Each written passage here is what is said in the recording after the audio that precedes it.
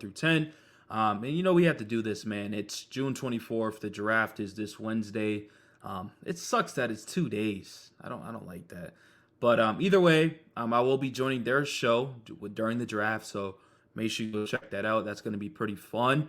But yeah, I'm just gonna show um, this other screen. I'm gonna show something on the screen uh, from this with their CBS from their selections, and then I kind of just want you guys to say each one of your pick to see if it matches with CBS. So yeah, Yarby or Christopher, go with your number one pick for the 2024 NBA draft.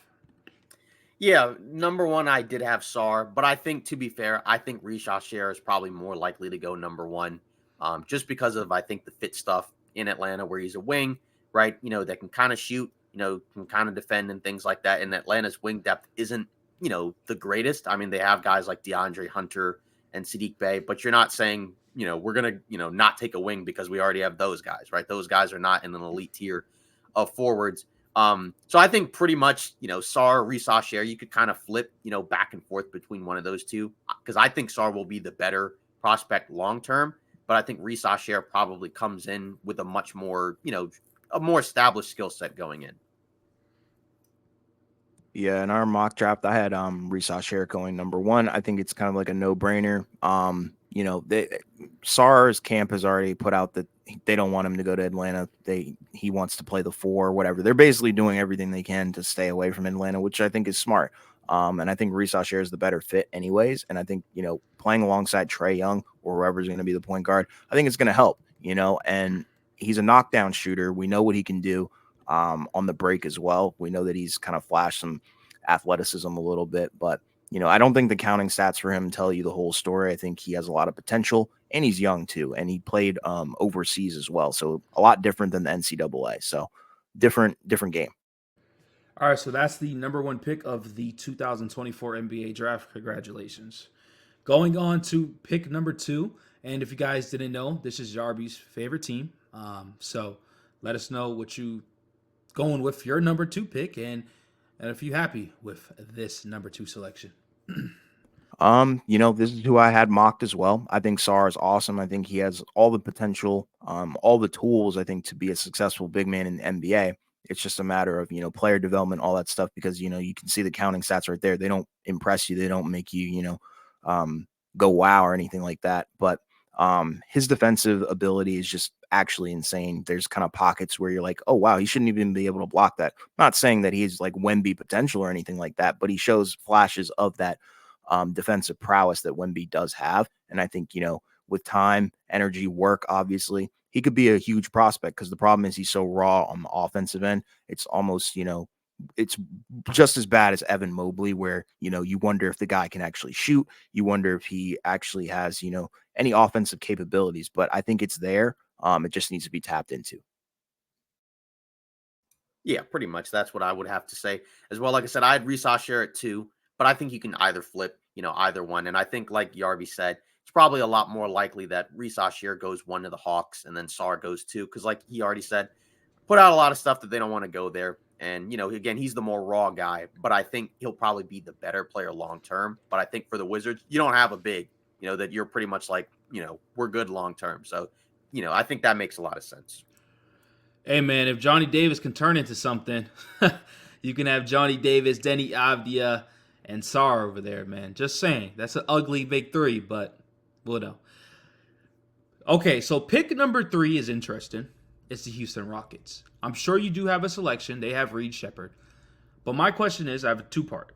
Do they trade this pick, or do they just go with the number three pick right here? Because I feel like the Rockets, do they really need another young guy? Maybe they do. I don't know. That's why I'm asking you guys. Yeah, for both of our mock drafts, we had him at three.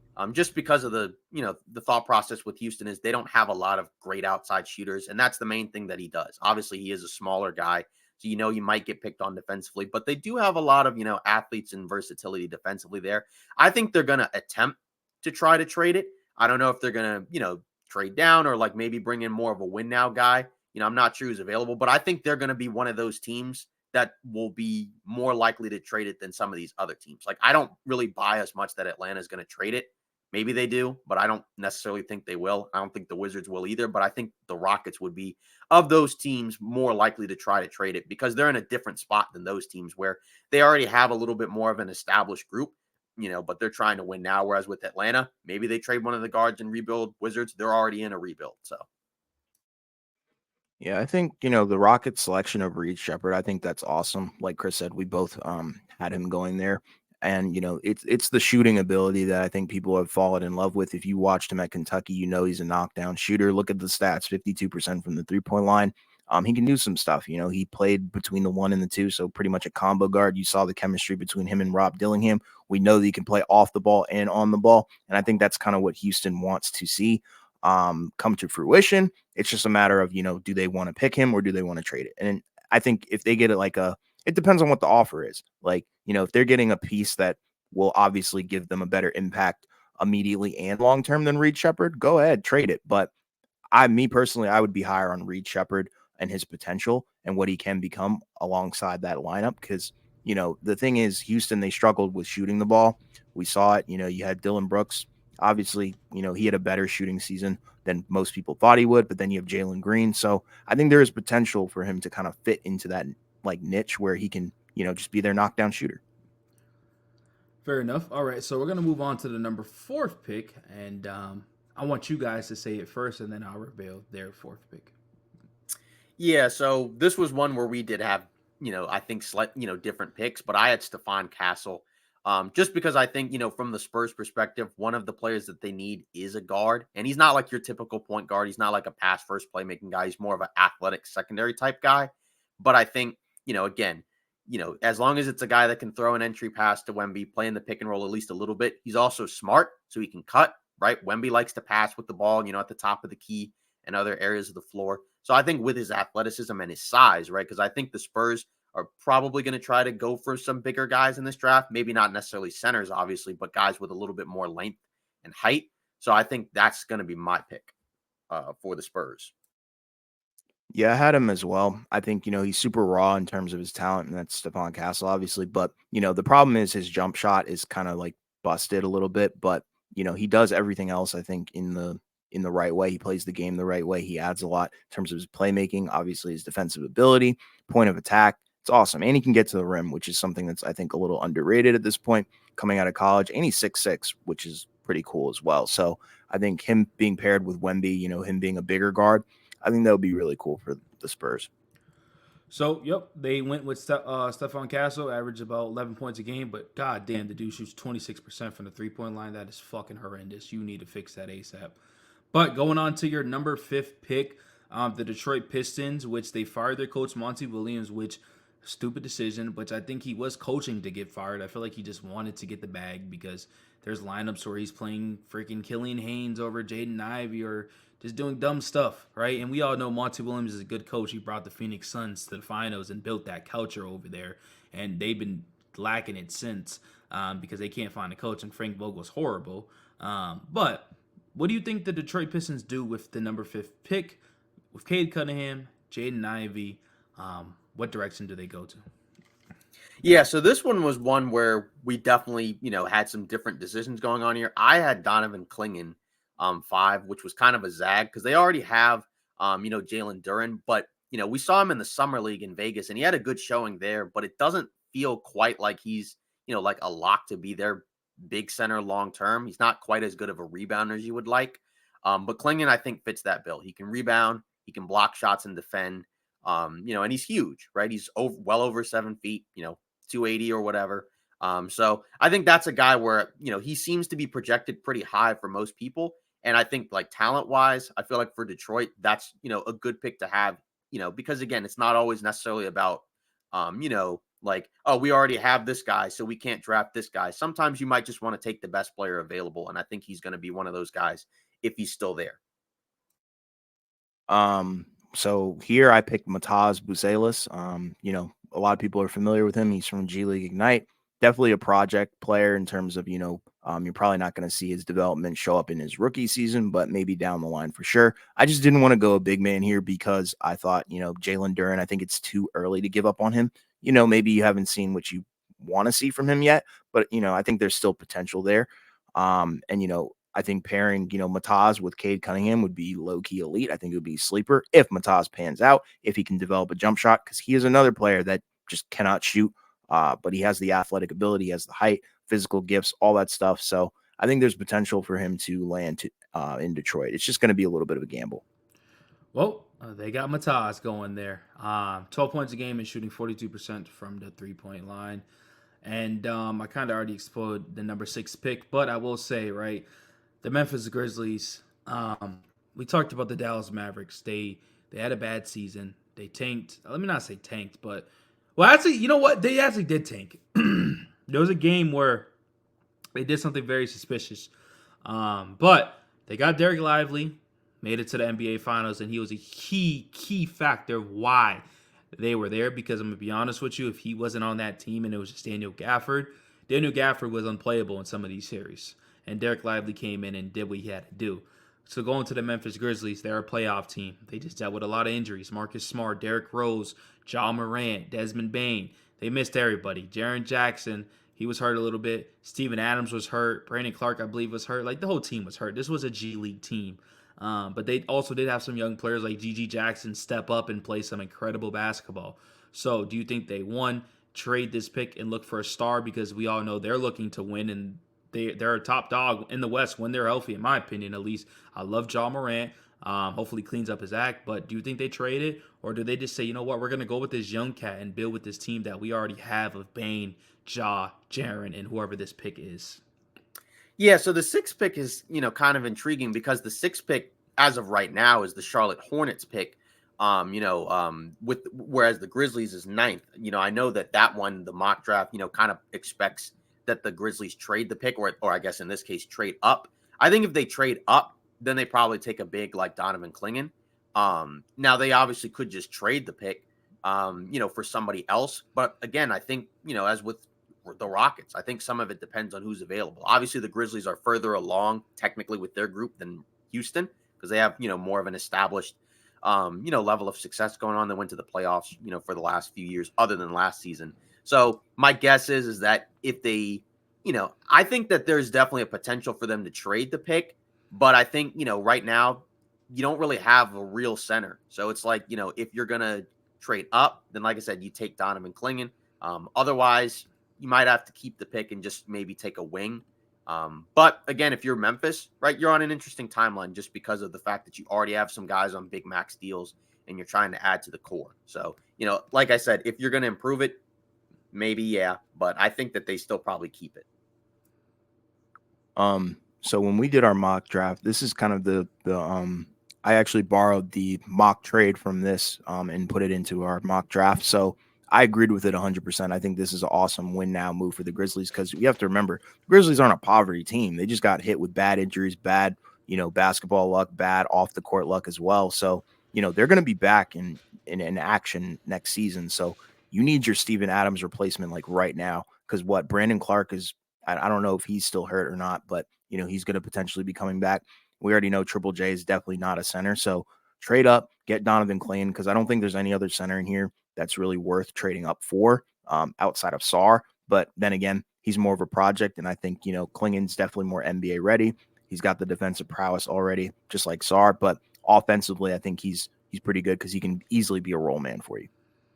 Yep, that's what they got. 13 points a game and 7 rebounds. Portland with the 7th overall pick. Fuck Portland. But who do you got? So I have them taking Cody Williams, which is Jalen Williams' brother. He's a little bit different because he's not, quite as strong and as powerful, right? He's he's a little bit skinnier, more of a finesse guy. But I think he kind of still projects, some similar things, right? He's decent athlete, decent defender, right? 7 rebounds a game, which is nice. It's just, again, like some of these other guys, look at the 3-point percentage, 24% from 3. So that's kind of the swing piece, for him and a lot of these other players where if he can get that up, somewhere to Jalen Williams level, right, then obviously, then that's cool, right? Actually, I think he shot 40%, but it's on limited attempts. So we don't really know if he's really going to translate that just yet. So I think, like I said, it's really the 3-point game for him. If he can get that done, I don't think he'll be as good as Jalen Williams, but I think he'll still be a good player. Yeah, I had Ron Holland here. I think Portland doubles down on their, athleticism and their identity that they want to build. Ron Holland, we already know he can't shoot right now. He potentially can, alongside some NBA developmental coaches. We've seen it before. That would be nothing new. But yeah, double down on the athleticism, because this is what we talked about in our mock draft. Athleticism can also equate to defense, and that's something that people don't normally talk about. So, look at Derrick Jones Jr. Look at what he's able to do because he can jump, through the roof. So look at Ron Holland. He's an awesome scorer, easily, a top wing. It's just that 3-point shot, I think, is what scares people away. All right, so Portland, they do got drafting Ron Holland. Now, this is CBS. They got a trade from Toronto. It looks like the Spurs are getting this pick. But what do you got for your 8th overall pick? So I have Matas Bucelis, right? So, and again, it's kind of for similar reasons that he mentioned in terms of why he took him earlier. But I just think for the Spurs, I think that they're going to try to target some, bigger guys, but that have, some level of playmaking, and some type of athleticism or size or length, just because I think, that's a good identity to have next to Wemby. Obviously, similar to Castle, he's not a great outside shooter. So that's something where he's going to have to improve that in order to, make everything fit. But he's also 19 years old, right? So just like his frame, where you hope that it probably grows in time, I think you also probably try to hope that his 3-point shot improves over the course of, his development. And if it does, then I think that's where, things could get really scary. Yeah, I had Saloon. He's pretty cool. I think, he's an awesome wing. I think he'll add to what the Spurs can do. I think, they should also, kind of sticking with identity here. They should double down on their identity as, a team that prioritizes ball movement, swinging, catching and shooting open looks and stuff like that. Pair Saloon with Vassell, and I think, that's another kick out shooter that can easily help Wemby's development kind of skyrocket and elevate his playmaking to another level as well. So, look at the numbers. So that's kind of why I picked him. With the 9th overall pick, and then we talked about this to trade from Grizzlies and stuff like that. Who do you guys got? Yeah, so, assuming that it's Charlotte, Yep. right? Then I have Devin Carter. And I think he's kind of probably a guy that's more than likely going to go a little bit later. But I think from Charlotte's perspective, when you look at their backcourt, right, it had been him and LaMelo Ball and Terry Rozier for a while, right? And that's not like a great defensive pairing. But I think with Carter, I think he's got way more defensive upside. He is undersized, I guess. He's like 6'2". But he's a very good athlete, and he averaged, 9 rebounds a game in college. So I think he's a guy that can do some of the little things. And next to a guy like LaMelo Ball, who, he's a tall guard. You don't have to put like, a bigger guard next to him. It's kind of weird to have a smaller guy be the main defensive guy, but I think they could probably find a way to get it to work because you already have some, another decent offensive guy in Brandon Miller. So I don't think you have to get another scorer in the backcourt. Just a guy who's athletic, who's willing to, rebound and play defense. I think that makes a lot of sense for Charlotte. Yeah, I had Cody Williams here. He's elite. I think, he shows all the potential, all that stuff.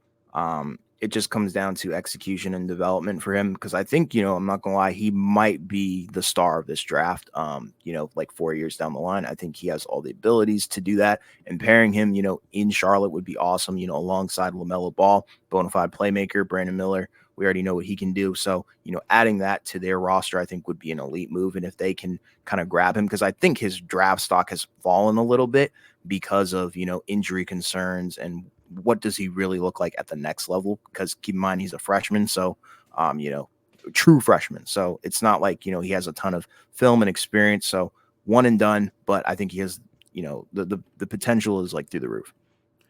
With the 10th overall pick, who do you have for the Utah Jazz? So I have Dalton Knecht, right? So this is a guy, who's a really good scorer, right? He can shoot, he can score off the dribble. Not really a strong defender. But I think, in Utah, again, it's another team where we're not quite sure what the identity of the team really is going forward because there's still a lot of guys that their situations are in flux. What do they do with Markkanen? What do they do with John Collins? What do they even do with Walker Kessler? We've heard his name in trade rumors. So I think just getting another guy, who's a good shooter scorer, to kind of pair with some of the other players that they have there, I think makes a lot of sense. It's just, again, defense is a concern. Not super athletic, but I do think a lot of his offensive game can translate to the next level. So I had Topic here. Not a huge fan of him, honestly, but it's not about necessarily where I want people to go, but more so where I think they're gonna go. So yeah, Topic goes here. I think his playmaking awesome, but outside of that, I don't think he has anything really going for him. It's tough for him to get to the basket, and he's not super efficient from there. Anyways, he definitely can't shoot, and that's kind of the trend that you see in this draft. It's a lot of developmental guys that need a lot of work on their jump shots, which is why people rate this draft class so low, even though there's tons of impact players. I think he could be an impact player. The problem is he probably won't even play in his rookie season because of the ACL injury. So good luck with that. And I think Utah would probably be one of those weird teams that, just jumps the gun and does it. I think that kind of just fits what the heck they're doing right now. And I don't know. Maybe they hold on to him, trade him or something. I don't know. It feels like just a weird pick. And I feel like that's what they're going to do. And that will be the end of the mock draft, man. Shout out to Yarby and shout out to Christopher for doing their draft work. And like I said, man, the draft is around the corner, and I can't wait. But I hope y'all enjoyed today's long video talking about Golden State Warriors with Paul George, Grant to the Dallas Mavericks, and just having a mock draft and just talking trade rumors. Once again, go check out the Off Ball Takes podcast. They got videos coming out and they do streams. And don't forget to subscribe. We're on the grind to 20K subs. I appreciate everybody, and I'm out of here. Peace.